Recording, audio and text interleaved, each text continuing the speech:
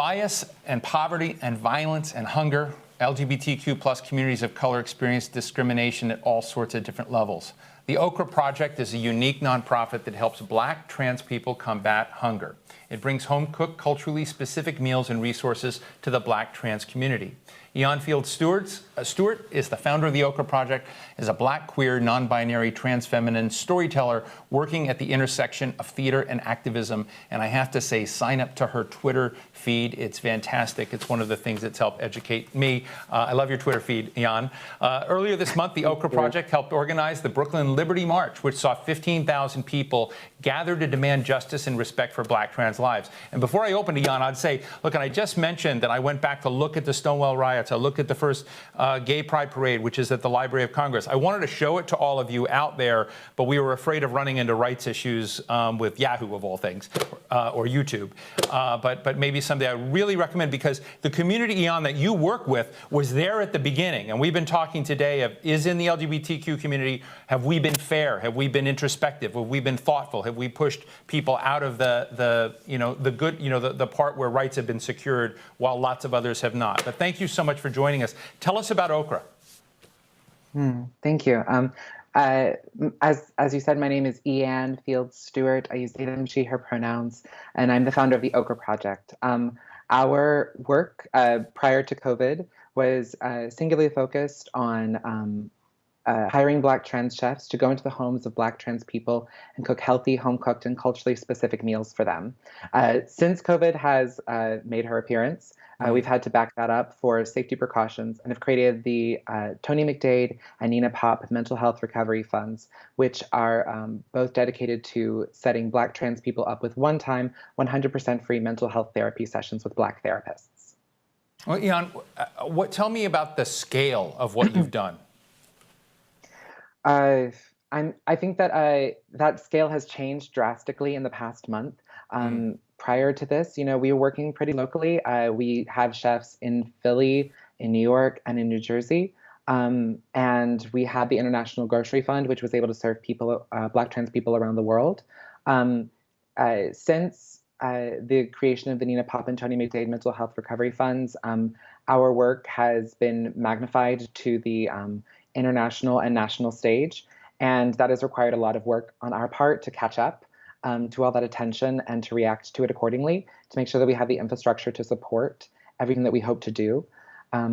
It's been a really incredible, really amazing time for us, and also really terrifying to kind of go from having a budget of, like $10,000 at best, really more like $3,000 in a dream, to raising about $100,000 a day through individual giving, and now having, grants and things like that. So I'm trying to figure out how to ask this, but one of the themes that has come up today is, as we're in this moment of the George Floyd murder, Black Lives Matter, protests, the unemployed, people suffering with COVID, it's a dramatic moment. You begin to see in the press a reminder, if you will, particularly when it comes to LGBTQ rights, that Black trans women are murdered at an epidemic rate in this nation, and that it is this horrific tragedy that's received almost no attention. But it seems to be bubbling up a little bit. And I'm interested in what our viewers can learn and should know about something that we just haven't talked about very much until this moment. I think it's such a difficult question. I do get this question a lot, as far as, what can allies do? What can people do to show up and show out? And I think that a lot of that requires personal investment. I think that one of the greatest violences that we face as Black trans people is the violence of silence. Excuse me. Where we have people who are refusing to name and claim us in public, but profit off of us in the shadows, whether that be through sex work, which we are often pushed into, or whether that be just like purely our culture and our ideas and our ideologies. I think that the silence that surrounds Black trans people in our lives, experiences, and culture is a great deal of the reason why we have faced so many of the atrocities that we do today, because our oppression is able to exist without conversation, without interrogation.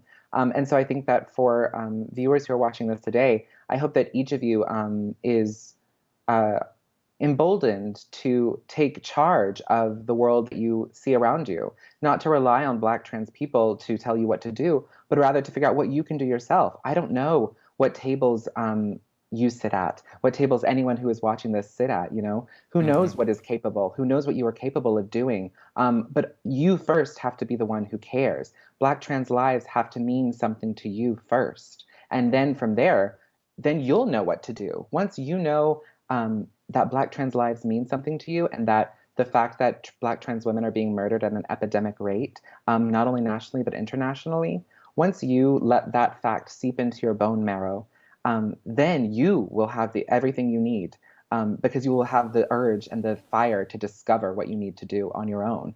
And you will find us. You'll find the Okra Project. You'll find For the Girls Fund. You'll find Black Trans Travel Fund. You'll find Black Trans Femmes in the Arts. You'll find all of us who are already doing this work, and you'll be able to support us and hopefully create your own initiatives to protect Black trans people. I was reading about you and your tremendous work these last several days, and reading about, we had earlier on the show the CEO of GLAAD, who's also, I think, been very committed, as you know, to ending discrimination, particularly in the media, against defamation. It's really more defamation than discrimination against trans people, but against anyone. And as I was reading this and going back in kind of the origins of this, I was reading about trans women of color who were there at the beginning, 78, 79, 80 years old, that they're still with us today. And I know that you know some of these people. And so I'm interested in, what do you think they think of this moment? Do they feel if this is really a different time, an inflection point, or does this seem like a lot of other points in the past where we've had protests but nothing has happened? Well, it's interesting. I obviously can't speak to all Black trans people's experiences. Sure. But standing when we organized the Brooklyn Liberation Rally for Black Trans Lives, standing next to Miss Cheyenne as she and all of her work at Glitz, and talking about everything that she was doing and everything that she was accomplishing, she seemed to be proud.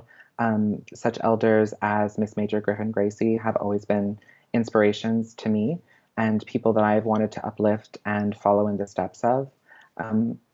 I don't know that I can ever speak to what they are feeling, but I know that, I, as someone who is perhaps stepping into a moment where I can be a part of the conversation and a part of change, I hope to do right by them. I hope to continue their work and to build off of the work, standing on their shoulders and of everything that they've created.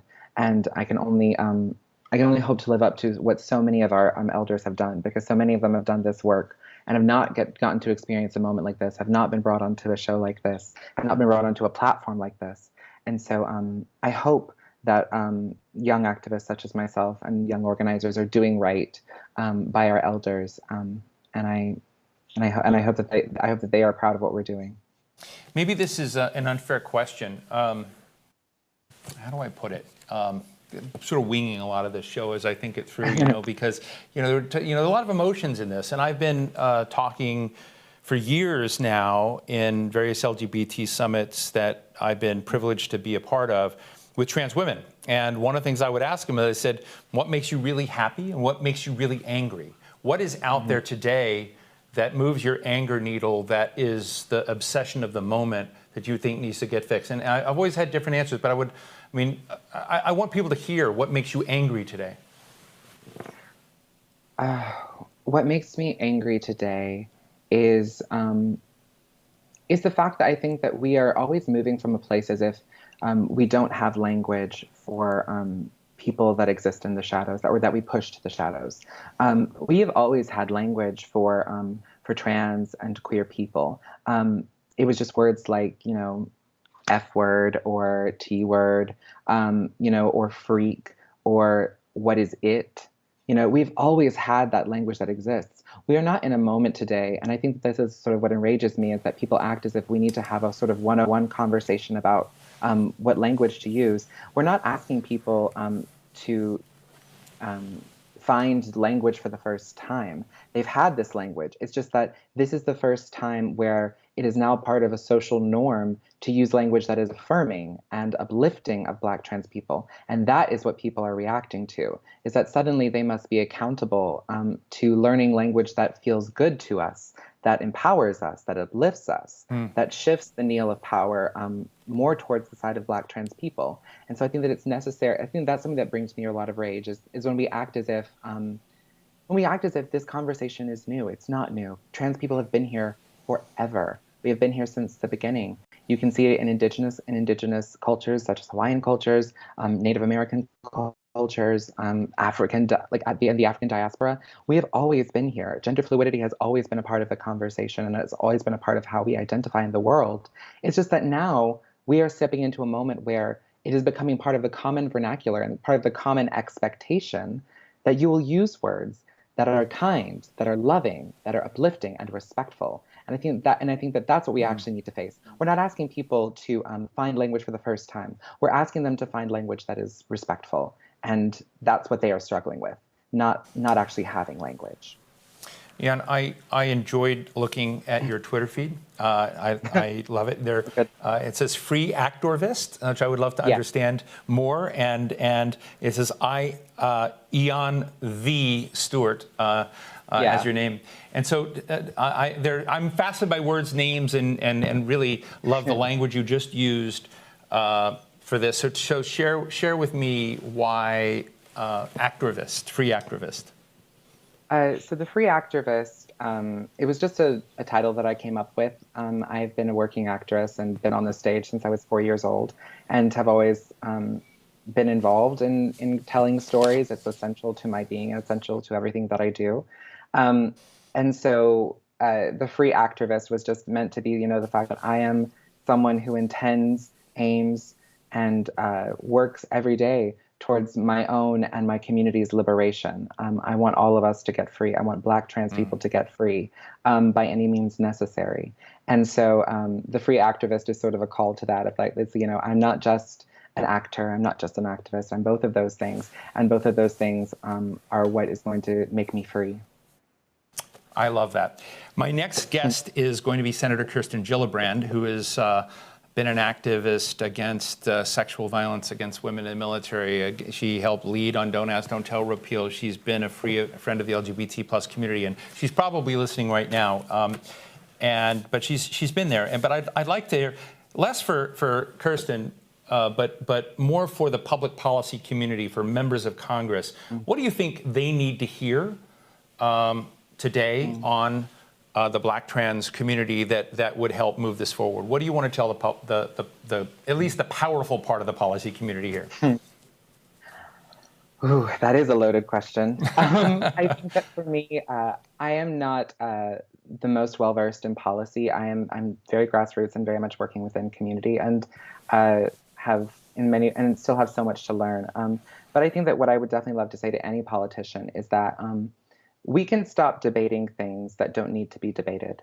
Because I always believe that if you are debating something, that inherently sets it up that you believe that the other side has something worth debating. Black trans lives are not worth debating, and whether they matter, that is not worth debating. Black lives are not worth debating.